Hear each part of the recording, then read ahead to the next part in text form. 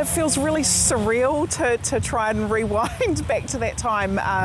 It was pretty intense. But in those days leading up to Cyclone Gabrielle arriving, we were looking at the weather reports and trying to get messages out to community, and it was a time of preparation. But when I look back on it now,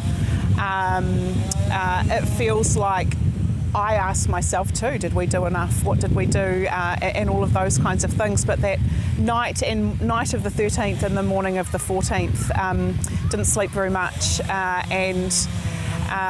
The morning of the 14th, woke up in central Hawke's Bay. It obviously rained quite a lot. There was water everywhere. Roads were closed. People were cut off, and we knew that. But at about 9 o'clock on that morning of the 14th, actually the sun was out. The rain had stopped. And a lot of people in central Hawke's Bay thought, we'd come through it. And then as the morning unfolded, it became really clear that A, we didn't know what was happening with the rivers. The water we weren't getting the monitoring, we weren't getting the warnings, and that there was this wall of water arriving. And I look back at that time on how much we couldn't see because we'd lost our lifelines, cell phones weren't working, power wasn't working. And to think that morning that we all thought we'd come through the worst part of the cyclone, and then the water arriving and coming through Waipawa. We evacuated Waipawa. Pōrongaho evacuated themselves with no warning. There were residents all over the district that evacuated themselves.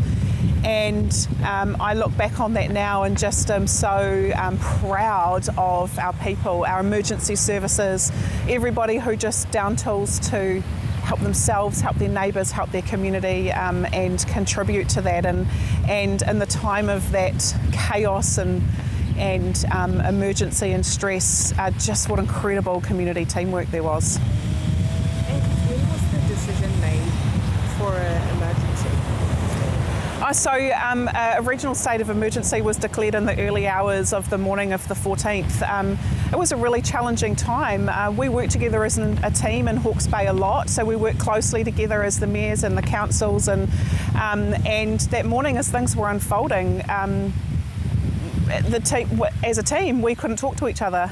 We weren't able to get in contact with each other, and so we went from having a team approach to how we coordinate to a scale of an event that was so huge that it was we were all in a situation that in our communities we had to do what we could do on the ground at the time, and it meant that things like declaring the state of emergency all happened really quickly. Sometimes with some parts of the region not knowing from each other where they were at, but it was just the scale of what was unfolding was huge, and it was happening so fast. And now we're a year on. How has the rebuild gone? So I'm really proud of the pace at which we've been able to do a lot of things.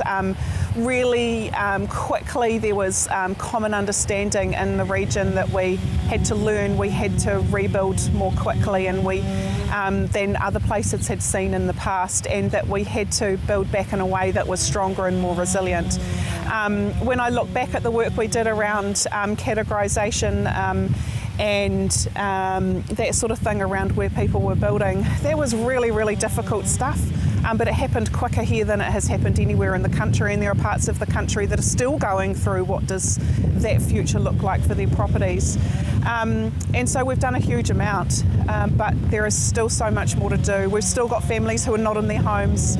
We've still got families who are battling with insurance. We've still got families who are living in our Category 2A areas like Pōrongaho, where that big picture future is still not certain. Is there going to be a stop bank? Are we going to change how their properties are? How are we going to protect them in the future? And those things are still unanswered questions. And so we've made a huge amount of progress, but there's still some people that have still got a long way to go and are dealing with it day by day.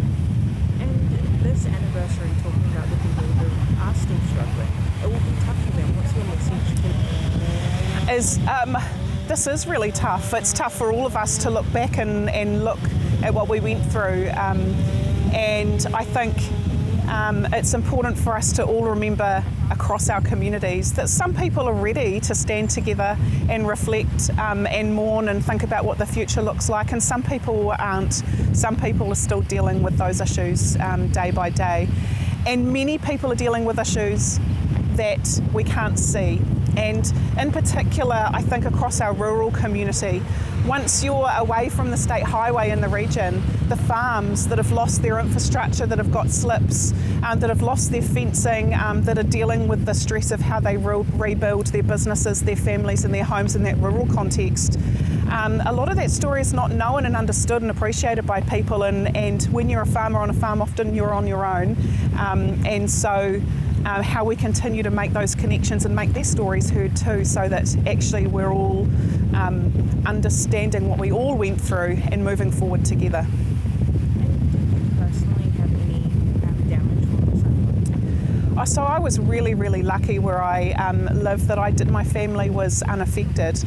But just down the road, only 300 or 400, half a kilometre away from my home, there was properties that had water around them and through them, and water that just, it's like it came from nowhere. And as I was trying to get from my home to the Civil Defence headquarters, the water that I drove through, the walls of water that were going over the roads, and I'd never seen that before, where on earth that water had come from, and it's something that I will never ever forget. And I hope that we don't have to see our region go through something so widespread again to the same extent. And particularly for Central Hawke's Bay, it basically caused the area to be cut off.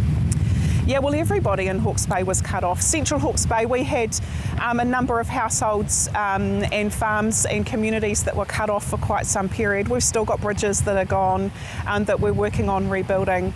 The Waipawa River diverted from its course to a course of 100 years ago and completely took out our lifeline roads out to the coast. It completely cut off farms and properties, and it took away bridges and roads, and I'm not sure whether we'll ever see that again, but the scale of that was pretty amazing. So people were cut off.